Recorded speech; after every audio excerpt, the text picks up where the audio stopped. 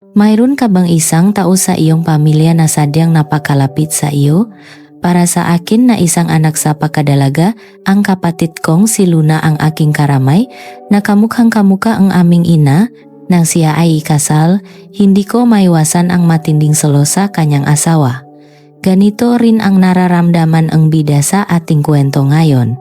Ito ay kwento nga isang babaeng Pilipina na may nakababatang kapatid. Siya ang tumayong ama at ina sa kapatid matapos iwan kanilang ina at sa harap ng isang pabayang ama. Palagi siyang nanganggamba na balang araw ay iwan din siyang kapatid. Kaya naman, nang maksimulang makipagdate ang kapatid niya sa isang lalaking Ruso na 10 taon ang tanda, sumiklap ang kanyang galit at hiniling na maghiwalay sila agad. Ngunit sa isang hindi inaasahang pangyayari, ang lalaking Ruso na ito na dumating sa kanilang bahay upang humingi ang pahintulot na manligaw sa kapatid niya ay siya ring kasama niya magdamak. Kinabukasan, gulantang siya sa nangyari. Ating tunghayan kung ano ang susunod na mangyayari. Isang maliit at industrial na lungsod sa Laguna kung saan ang kalangitan ay laging nababalutan ng usok mula sa mga pabrika, ang aking bayang Sinilangan. Ang aming tahanan ay isang maliit na apartment sa isang lumang gusali na napapaligiran mga dikit-dikit na kabahayan. Ang tanawin mula sa aming bintana ay hindi nakbabago, nga bubong na kinakalawang, nga pabrikang kulay abo, at ang malayong tanawin ang bundok makiling. Ako si Tala, 26 na taong gulang, at kasalukuyang naninirahan kasama ang aking kapatid na si Luna. Si Luna ay 6 na taon na mas bata sa akin, 20 taong gulang na ngayon, isang matalinong dalaga na kararating lang sa kolehiyo. Ang aming ugnayan ay napakatibay na tila walang sinuman ang makakasira. Ngunit palagi akong nabubuhay sa takot na balang araw ang ugnayang iyon ay mapuputol. Ang aming ama ay isang magaspang at tahimik na tao. Nagtatrabaho sa isang pabrika ang bakal. Ang kanyang nga kamay ay laging itim dahil sa dumi at ang kanyang balbas ay hindi kailanman inaayos. Pagdating sa bahay, ugalinan niyang humiga sa sopa, uminom ang isang tagay-inggin at makakatulog habang nanonood ang telebisyon. Sa tuwing sinasabi ni inay, "Tala, mana ka talaga sa tate mo?" Tahimik akong tumututol. Ayokong maging katulad niya.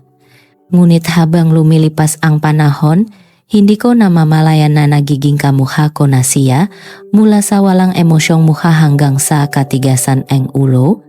Sa taon na iyon, isang tak-araw nakakaiba ang init at si Luna ay 12 taong gulang, tuluyang nagbago ang buhay ko. Hindi na kinaya ni inay ang ganitong buhay at umalis siya. Kinaumagahan, nakita naming walang laman ang kanyang aparador at may isang pirasong papel na iniwan sa mesa. Hindi ko na kayang mabuhay ng ganito. Patawarin ninyo ako. Saan pumunta si inay, ate? Tanong ni Luna habang kinukusot ang nga mata at hindi ko alam kung paano sasagutin. Nang gabing iyon, mas maraming gin ang ininom ni tatay kaysa karaniwan at mula kinabukasan, hindi na niya binanggit pa si inay. Hindi rin siya nakabalang hanapin ito na para bang hindi siya kailanman umiral.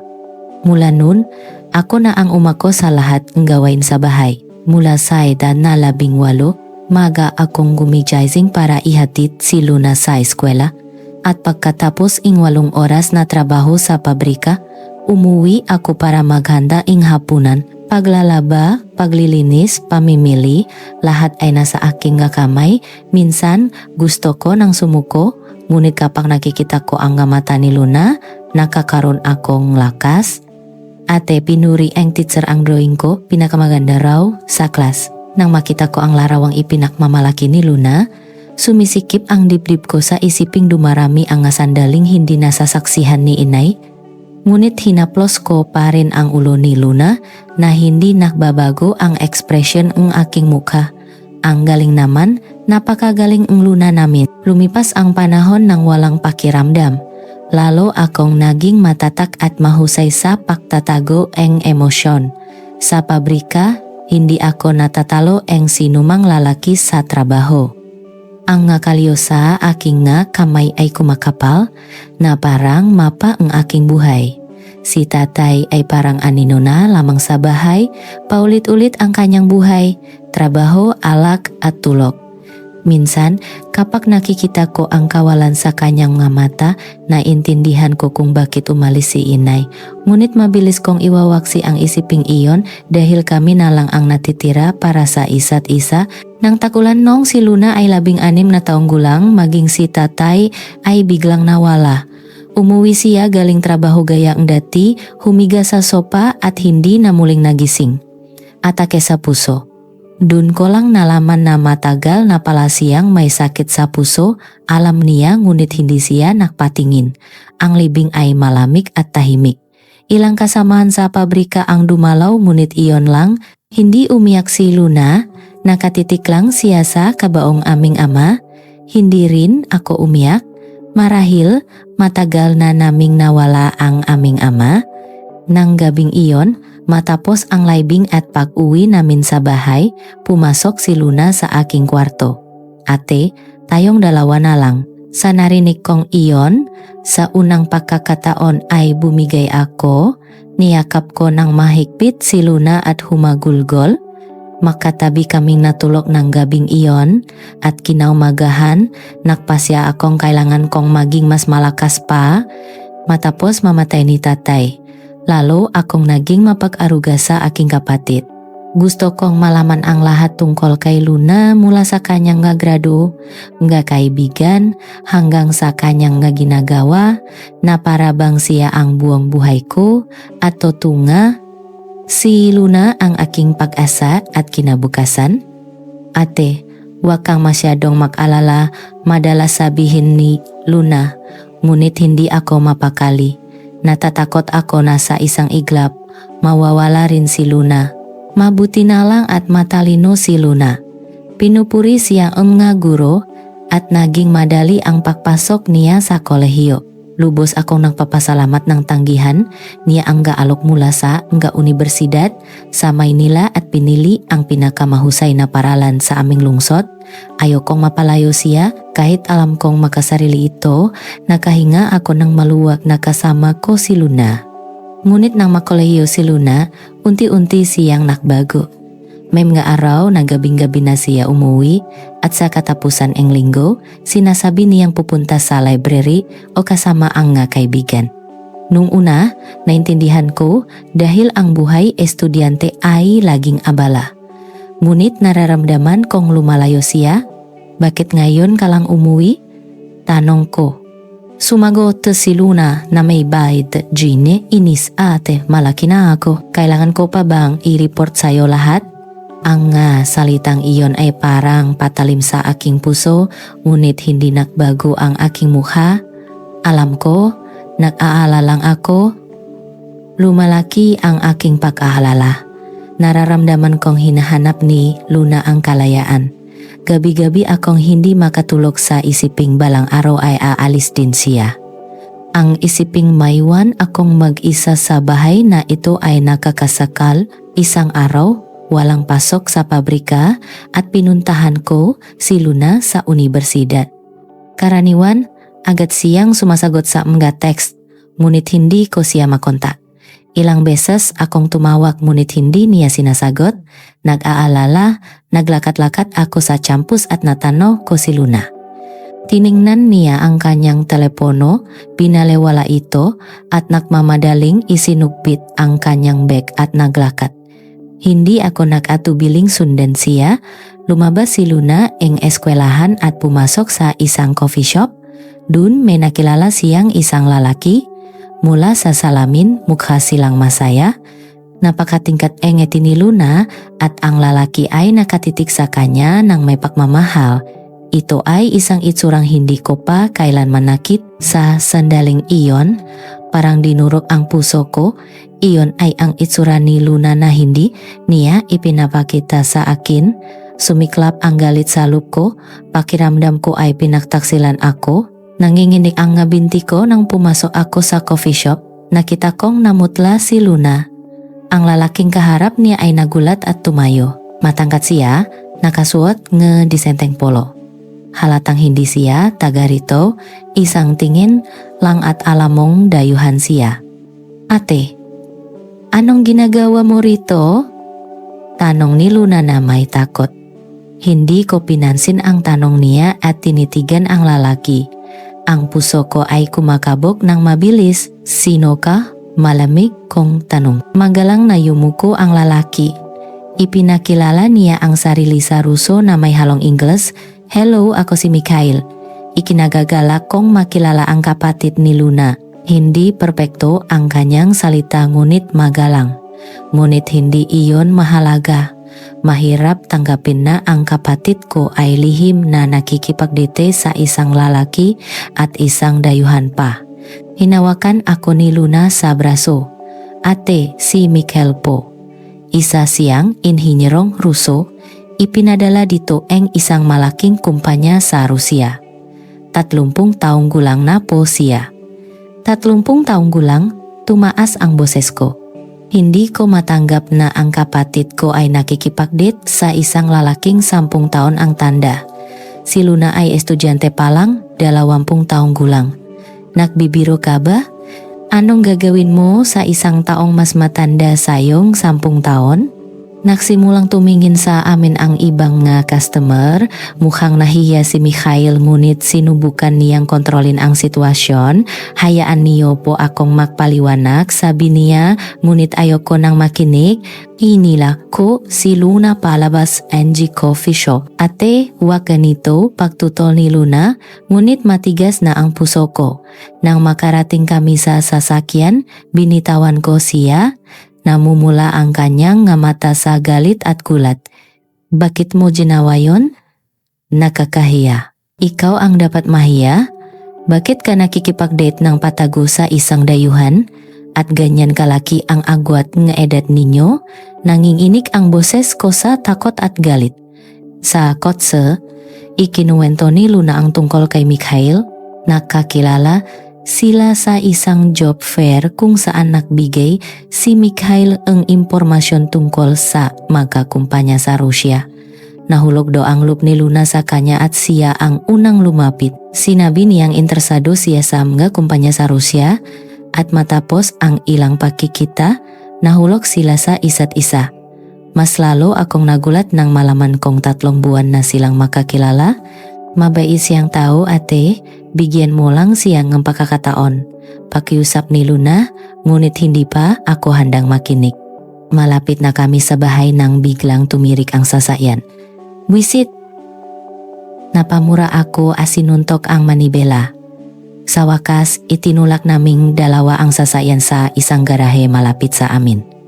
Basang-basa ako eng pawis at sa buong paglalakad namin pawi, isang mabigat na katahimikan ang namagitan sa amin. Pagdating sa bahay, nakpatuloy ang aming pagtatalo. Si Luna ay masigasig na ipinapaliwanag ang kabutihan ni Mikhail habang ako ay mariing tumututol. Idinahilan kong dapat siyang mag-focus sa pag-aaral, ngunit ang toto, takot akong mawala si Luna. Kung sasama siya sa lalaking iyon sa Rusya, mag-isa na lang ako.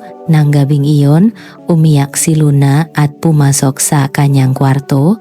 Naiwan akong mag-isa sa kusina, uminom nga isang basong gin. Kinamumuhian ko ang sarili ko na nagiging katulad ni tatay, ngunit hindi ko alam ang gagawin. Marahil ang alak lang ang paraan para mapakalma ang aking nararamdaman. Makalipas ang 2 araw, isang hindi inaasahang bisita ang dumating. Pagbukas kong ang pinto, si Mikhail ang nakatayo ron, may dalang maliit na regalo at isang bungkos ang bulaklak. Akmang isasara ko ang pinto, ngunit mabilis niyang hinarangan ito. 5 minuto lang po, may mahalaga akong sasabihin. Ang kanyang sinserong mamata ay nagpang-atubili sa akin. Sa huli, pinapasok ko siya. Wala pa si Luna, nasa eskwelahan pa. Pumasok si Mikhail sa sala at tumingin sa paligid. Muha siang nagulat sa mangalumang kasangkapan at sa natutuklap na wallpaper, ngunit magalang siyang hindi nagsalita. Gusto ko pong hingin ang basbas ninyo para sa relasyon namin ni Luna, diretsahan niyang sinabi. Gusto kong patunayan ang aking katapatan. 30 taong gulang ka, hindi ba? Ang kapatid ko ay 20 pa lang. Masyado pa siyang bata, malamig kong sagot. Ngunit hindi siya sumuko. Inaamin ko po na may agwat kami sa edad, pero totoo ang nararamdaman ko. Hihintayin ko siyang makapagtapos. Pwede kong i-extend ang kontrata ko dito. Ayokong maging hadlang sa kanyang nga pangarap. Ang kanyang nga salita ay tila pinahandaan, ngunit naramdaman ko ang sinseridad. Ipinagpatuloy niya ang pagpapaliwanag ng kanyang plano. Mananatili raw siya rito hanggang makapagtapos si Luna at pagkatapos ay magkasama silang pupunta sa Rusya. Lalo akong nagalit. Dadalhin niya ang kapatid ko sa Rusya, hinding-hindi ako papayag. Nang akma akong magsasalita, biglang nagdilim ang buong bahay. Nawalan ang kuryente. Normal na ito sa aming lumang apartment, ngunit ngayon pa ito nangyari. Oh, nawalan ang kuryente, kalmadong sabi ni Mikhail. Kinuha niya ang kanyang telepono at binuksan ang flashlight. Nasaan po ang fuse box? Itinuro ko ang dulo, ang pasilyo at dumiretso siya ron. Makalipas ang ilang minuto, bumalik siya, madilim pa rin. Siguro pumutok ang fuse. Ayos lang, tatawag ako nge-elektrisian bukas. Pwede ka nang umuwi? Ayoko nang makipausap ngayon, matigas kong sabi. Sakto namang dumating si Luna. Nang makita niya kaming dalawa ni Mikhail, naramdaman kong wala na sa kontrol ang sitwasyon. Malamig kong sinabi kay Mikhail, bukas ka na umalis at pumasok ako sa aking kwarto. Kinabukasan, nagising ako sa isang malakas na ingay. Pagtingin ko sa bintana, umaandar ang aming sasakyan at si Mikhail ay kalalabas lang mula sa ilalim nito. Paano mo ginawa yan? Tanong ko kay Mikhail nang bumalik siya sa bahay. Ngumiti siya nang nahihiya. Ang tate ko po ay isang mekaniko. Natuto akong makumpuni kung ano-ano mula pagkabata. Simple ang kanyang sagot, ngunit may kung anong kumirot sa puso ko. Ang katotohanang natutunan niya ang isang kasanayan mula sa kanyang ama at pinahalagahan ito ay bago at nakakainggit. Nun ko lang napansin na maraming bagay sa bahay ang naayos na. May ilaw na ulit. At ang nga sirang gamit na hindi ko pinapansin ay naayos na. Hindi ito pagkaing Pilipino, kundi isang masarap na Russian borscht. Sa unang pagkakataon sa mahabang panahon, kumain ako ang pagkaing niluto ang iba at nakaramdam ako ang kakaibang ginhawa. Seryoso ka ba talaga kay Luna? Tanong ko habang kumakain. Nakita ko ang katiyakan sa kanyang mga mata. Opo, seryosong seryoso. Espesyal si Luna. Ang kanyang talino, determinasyon, at lakas. Alam kong lumaki siya sa mahirap na kalagayan, pero nanatili siyang positibo. Hinahangaan ko siya dahil doon, naantik ako sa kanyang nga sinabi. Hindi ko inaasahan na ganun niya kalalim na naunawaan si Luna. Alam kong karamihan sa mga lalaking Pilipino ay may mataas na pride at hindi family-oriented, lalo na ang matulad ni tatay na hindi nagpapakitang emosyon o sumusubok na umunawa. Siguro iyon ang dahilan kung bakit umalis si inay. Kung babalik ka sa Rusya, paano si Luna? Tanong ko nang may pag-aalala. Kahit mauna akong bumalik, babalikan ko siya. Pero kung pwede, gusto ko sanang isama kayong dalawa, seryoso niyang sabi. Pwede tayong magsimulang 3, dahil sa sinabi niyang iyon, bumuhos ang aking magaluha. Sinubukan kong pigilan, ngunit bumigay na ang aking emosyon. Dun ko napagtanto kung gaano na ako katagal napagod sa pag-ako ang lahat. At ito ang unang pagkakataon na may nag-alok sa akin ang tulong. Lalabas lang ako sandali, nak mamadali akong lumabas at umiyak nang mag-isa sa likod ang gusali. Matapos umiyak, gumaan ang pakiramdam ko. Pagbalik ko, tahimik na nahuhugas ang pinggan si Mikhail. Nang hapon na iyon, umuwi si Luna. Ang gulat sa kanyang mukha nang makitang naroon pa si Mikhail ay nakatatak sa aking isipan. Nagtanong siya kung ano ang nangyari at ipinaliwanag ni Mikhail ang lahat ng kanyang inayos. Ate, anong nangyari? Maingat na tanong ni Luna at huminga ako ng malalim. Mukhang mabait naman ang boyfriend mo, sa wakas ay nasabi ko. Isang masayang ngiti ang gumuhit sa mukha ni Luna. Talaga, ate? Pwede na kami? Puno ngetua ang kanyang boses. Sige na, pero may condition. Huwag pababayaan ang pag-aaral. At huwag ka nang maglilihim sa akin ing mahalagang bagay, matigas kong sabi. Tuwang-tuwa si Luna at niyakap ako. Nang gabing iyon, sabay-sabay kaming tatlong nagapunan. Isang hapunan na puno ng tawanan pagkatapos ang mahabang panahon. Pagkatapos nun, madalas nang dumalaw si Mikhail sa amin. Inayos niya ang nga, sira at nagluluto ang masasarap na pagkain. Minsan, habang nag-aaral si Luna, umiinom kami ngetsaa at nakukwentuhan siya tungkol sa kulturang Rusya. Sa pakikinig sa kanya, unti-unti akong naka-interes sa bansang iyon. Noong una, takot akong mawala si Luna, ngunit habang lumilipas ang panahon, nawala ang takot na iyon. Sa halip, nakaramdam akong nginit na para bang lumaki ang aming pamilya. Si Mikhail ay responsible at mapagkakatiwalaan, malayong-malayo kay tatay. Kung pupunta ako sa Rusya, ano ang pwede kong gawin? Tanong ko isang araw. Seryosong ipinaliwanag ni Mikhail ang maraming posibilidad, nagbibigay nga mapraktikal na payobatay sa aking nga kalakasan at interes. Nagsimula akong isipin na ang pagpunta sa Rusya ay maaring hindi isang malayong pangarap, isang bagong buhay, isang bagong simula. Ito ay isang nakakatakot ngunit kapanapanabik na posibilidad. At unti-unti nagbago ang aming pang-araw-araw na buhay. Si Mikhail na dati kong itinuturing na isang manloloko ay naging mahalagang bahagi ng aming buhay.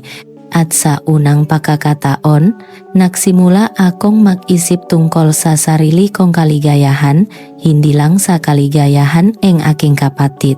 Hindi ko alam kung ano ang naghihintay sa hinaharap, ngunit isang bagay ang sigurado. Hindi na ako nag-isa. At iyon lamang ay sapat na para sa isang makabuluhang pagbabago. Sa panahong iyon, nagsimulang dumalo si Mikhail ng madalas, sapat para maramdaman kong bahagi na siyang pamilya. Isang araw, muling tumunog ang doorbell.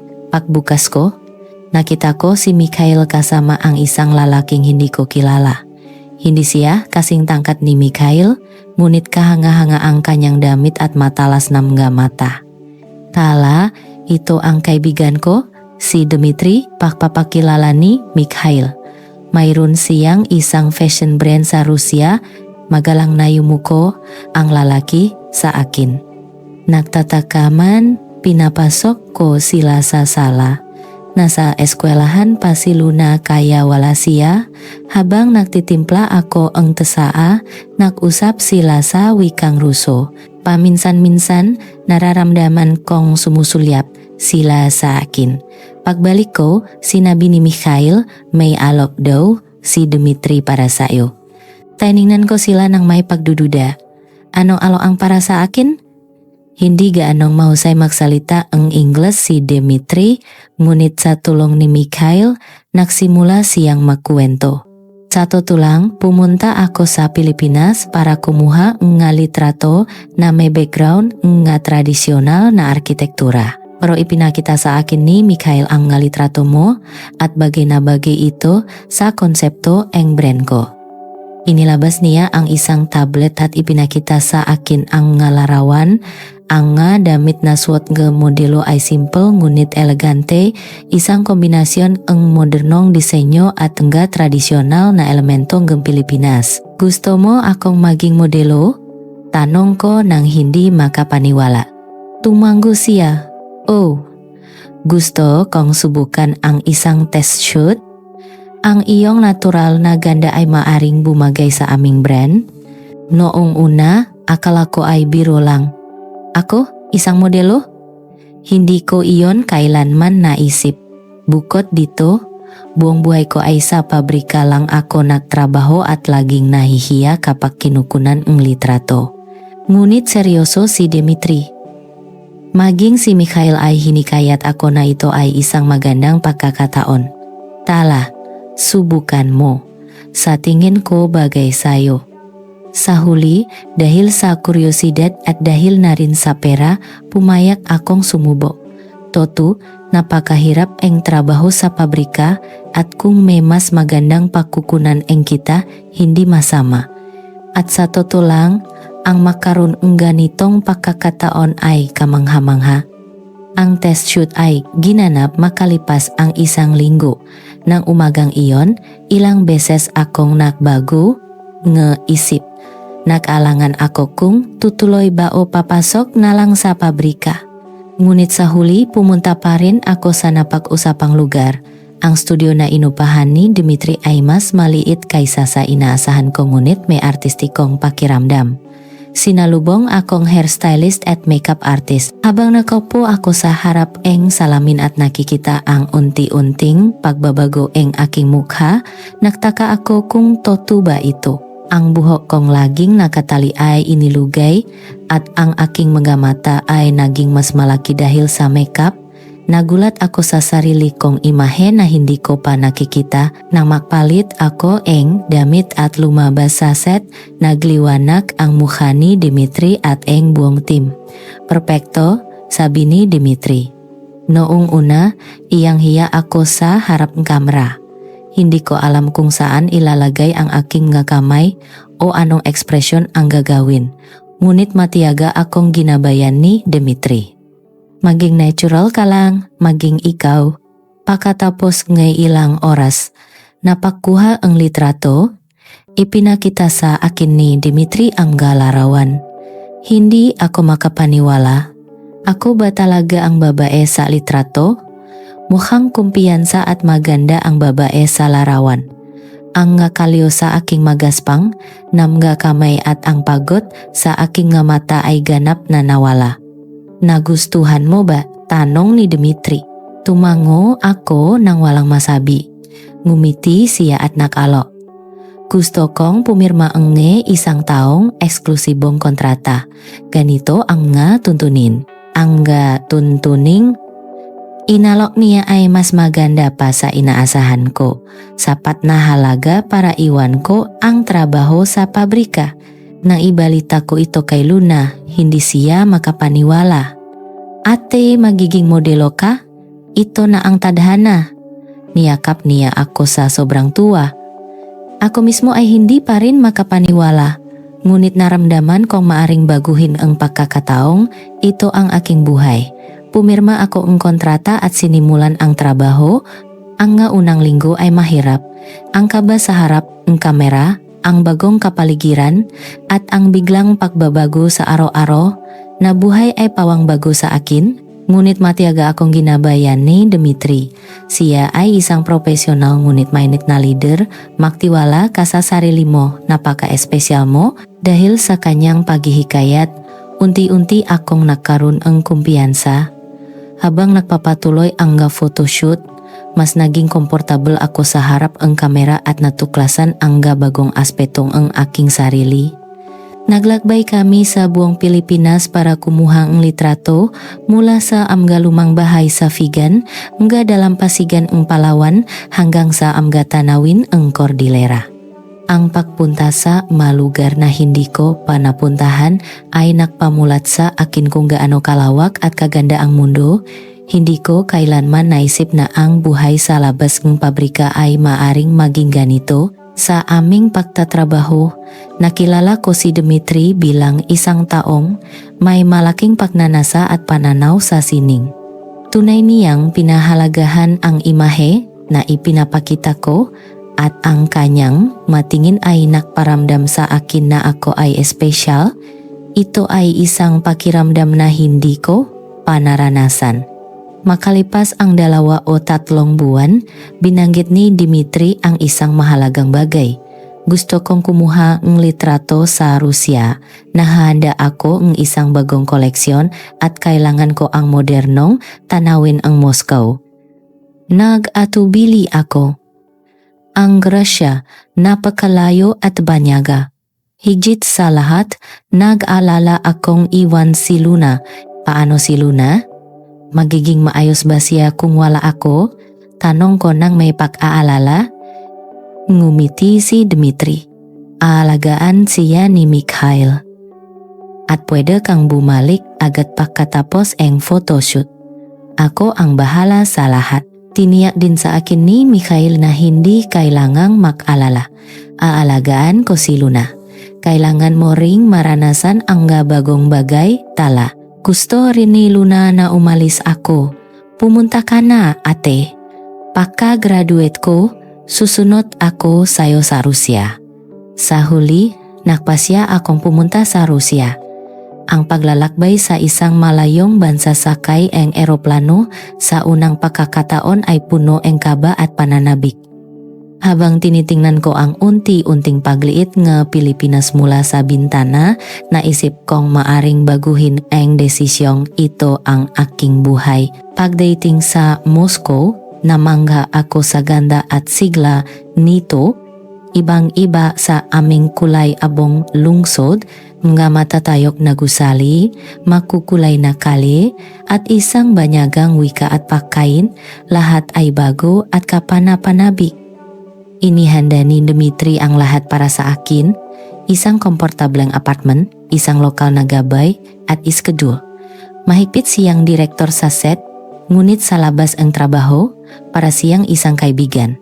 Ipinasyal niya ako sa Moscow, sa Red Square, samga magagarang palasyo at samga kainan namga lokal lang ang nakakaalam. Ito ang pelmeni, isang tradisyonal na pagkain sa Rusya, sabi niya. Sinubukan ko ang pagkain Ruso sa unang pagkakataon. Kakaiba ngunit masarap. Tuwang-tuwa si Dimitri sa aking reaksyon. Iba sa pagkain Pilipino, di ba? Tumango ako at ngumiti. Lahat ay iba, ngunit ang pagkakaibang iyon ay lalong naging kaakit-akit. Ang photoshoot ay tumagal ng higit sa inaasahan. Ang 2 linggong schedule ay naging 1 buwan, tapos 2 buwan. Araw-araw akong tumatawa kay Luna para maibsan ang pangungulila. Masaya niyang ikinukwento ang kanyang buhay sa eskwelahan at ang data nila ni Mikhail. Maayos ang kalagayan ng kapatid ko. Isang gabi, habang naglalakad kami sa tabi ng Ilog Moskva, biglang huminto si Dimitri. Tala, sasabihin ko ng diretso, sabi niya, ang kanyang seryosong mukha ay nagpakabog sa aking dibdib. Noong una, interesado lang ako sa'yo bilang isang modelo. Pero ngayon, iba na. Gusto kita, ang buong pagkatao mo. Hindi ko alam kung ano ang isasagot. Ang pag-ibig ay isang bagay na wala akong karanasan dahil laging abala ako sa pag-alaga kay Luna at paghahanap buhay. Ngunit sa panahong kasama ko si Dimitri, ang kanyang pag-alaga at respeto ay unti-unting nagbukas ang aking puso. Gusto rin kita. Sabi ko ng buong lakas ng jilub. Sa sandaling iyon, lalong lumalim ang kanyang tingin. Sa ilalim, nga ilaw, gabi, maingat niyang hinawakan ang aking kamay. Napakainit. Adon, naking kami, nang malapit nang matapos ang kontrata, nag-alok si Dimitri extension. Gusto kong manatili ka sa Rusya, gusto kong magsimula ang isang bagong proyekto kasama ka. Nang alinlangan ako, ngunit matapos tanungin si Luna, nagpasya akong manatili. Mas masaya pa ang kapatid ko kaysa sa akin. Ate, kung masaya ka diyan, manatili ka na.